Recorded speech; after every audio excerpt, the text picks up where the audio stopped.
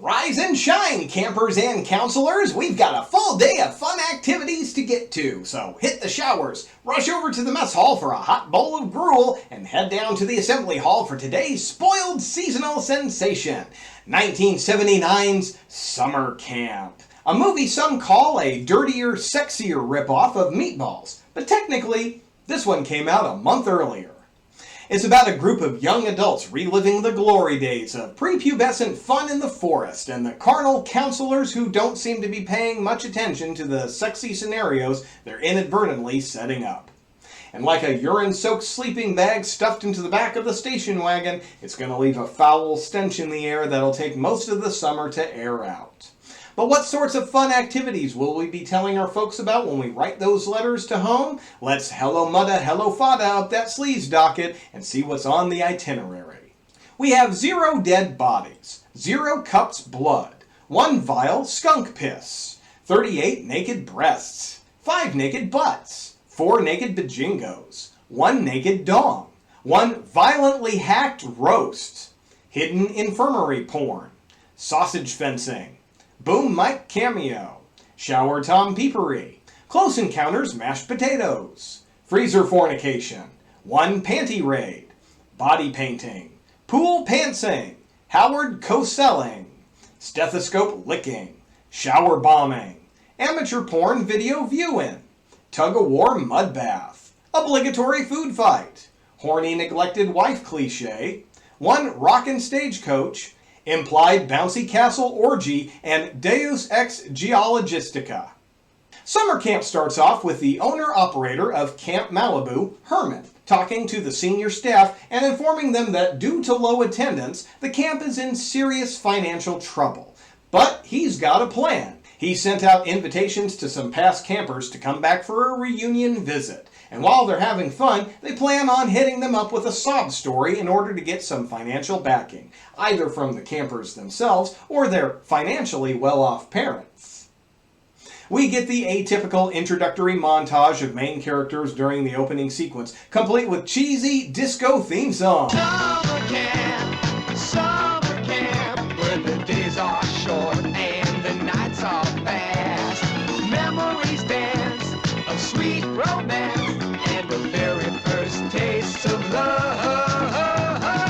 And then for the rest of the movie, it's wacky shenanigans, public nudity, swapping STDs, and good-natured sexual assault. And I hate to say it, but it's more or less 80 minutes of brain-dead fun without any pesky plot or emotional baggage getting in the way. The guys are all poon hounds, and the girls are all attractive. We have some pot, some beer, and one gal whose only goal is to screw every dick that's employed by the camp. Why does she do this? Fuck if I know, but she's a hottie, so I'm not complaining at seeing her repeatedly naked and pretending to bang. There's also a weird poop measuring contest that gets thrown in a couple of times, though it's only ever used as a verbal joke. No visual gag or silly situations involving it, so it comes off as some weird anemic attempt at toilet humor. I'll bet the Guinness World Book of Records has nothing like this on its hands. The biggest crap? We actually don't keep track of that record, sir. Because we don't want to. Oh, and we get a super young Linnea Quigley, though you wouldn't know it by looking at the credits because she's going by Barbara Gold in this one. But as she does so in so many of her movies, she gets naked in the shower here too. We do get the bare bones minimum for plot by way of this weird-ass geologist who shows up at the beginning when all the guest campers are arriving. He says he's looking for minerals or other resources. Herman tells the weirdo that he personally owns the land, so if anything is found, it belongs to him. But he offers a 10% finder's fee that quickly gets haggled up to 50% before Herman realizes what's going on.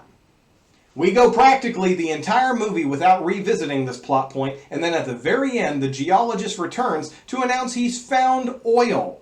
Literally 52 seconds before we roll the credits, we make the entire reason for the movie's existence moot and pointless.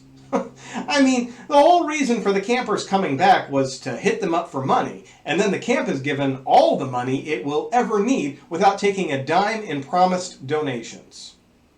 Also, the geologist found the oil with zero help, so it goes to stand he would have found it even if Herman had done nothing. If anything, all the camp hijinks probably provided a lot of distractions for the guy. I'm guessing it's hard to survey the land when people are screwing all around you. We do see him running naked out of the women's shower at one point, but we really don't see him much more than this. I honest to God forgot about him until he came back at the end. And there's also an ounce or two of drama when Herman's wife has a little cry over getting older and being lonely, and how she's 35 and it's too late to make anything of her life anymore.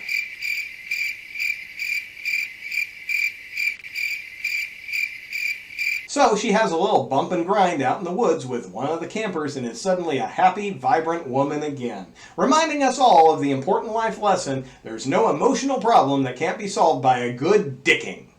For the most part, this one's pretty mild, but I gotta say, I was fucking shocked at the panty raid sequence. Now, I've seen many panty raids in movies. For a while, it was just one of the checklist items for wacky shenanigans. However, in this movie, some of the girls are currently wearing said panties and have them forcefully removed.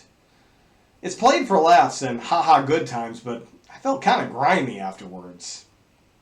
And why did the guys do it? It was retaliation for the girls' prank of filling the boys' cabin with shaving cream and short-sheeting the beds. Well, that's definitely not an overreaction or anything. And then, of course, there's the peeping Tom secretly video recording a couple having sex and then accidentally showing it off to the entire camp, which would probably fall under many of the revenge porn laws that were created long after this one was made. But other than that, it's mostly just a lighthearted and silly weekend of young adults pretending to be kids again. Well, some of them more hyper-sexually active than others, of course.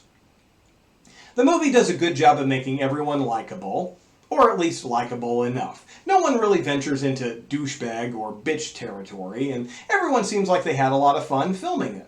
And I like that the employees eventually start getting in on the fun along with the kids. The whole movie kind of feels like it's got the message of never growing up too much and remembering to have some fun in life. And you know what? I kind of miss movies like that. Everything these days is so fucking serious. It's always got to have some kind of current world message reminding us of how shitty things are outside of the movie theater. I really miss being able to watch a movie to escape from the shit that I gotta deal with most of the day. I get it. Our world is run by asshole leaders who are owned by shithead billionaires. Kids aren't safe in school, the patriarchy is stronger than it's been in decades, and every fucking horror movie is a thinly veiled symbol for trauma and stress, which will take a minimum 2 or 3 fucking hours to tell. And when we do finally get a movie that isn't any of that, we watch it on our couches while scrolling social media, so nothing ever gets turned off completely. Summer Camp isn't exactly groundbreaking, original, or offers anything deeper than a puddle of spilled Hawaiian punch on the picnic table. But it's a movie that came out when it was okay to just make a movie for fun. So I definitely give it my recommendation, at least for a single viewing. So crack open a cold one, turn on Summer Camp, set your phone to silent, and try to remember a simpler time of youth when every aspect of life didn't feel like a fucking chore. And until I greet you next time, this is your old pal Sugar Pants. See you in your dreams.